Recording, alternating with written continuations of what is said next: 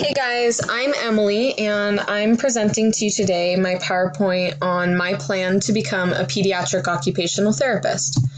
What a pediatric occupational therapist does is they help kids develop the necessary skills they need to become a normal functioning adult when they grow up, or as close to that as possible. A lot of the times patients will be mentally disabled, so autistic or Down syndrome, and we work to get them as close to functioning as possible.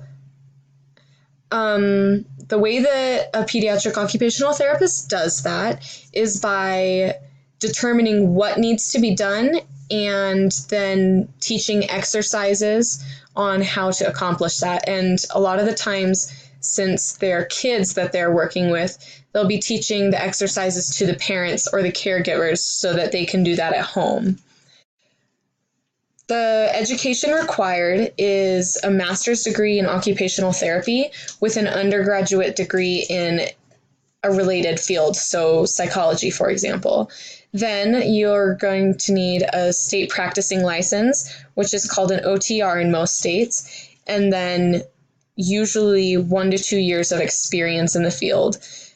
My 4-year plan covers all of that because I'm going to get my bachelor's in psychology and then my master's in occupational therapy, and hopefully then move back to Washington State and get my license and then volunteer at my local therapy unit until I can get a job there.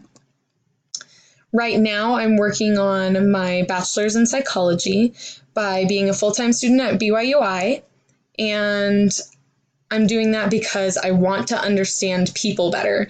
I want to know why people do what they do and what goes on in everyone's minds. When I'm able to understand that better, I want to be able to help people because that's my passion. And in our textbook that we read, in chapter 13, we learn of a survey that students were asked why they're majoring in psychology.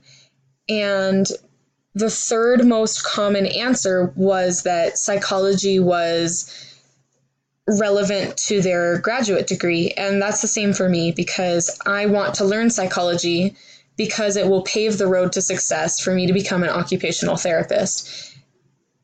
Thank you for listening to my PowerPoint, and I hope it's brought you a clearer understanding of what a pediatric occupational therapy does.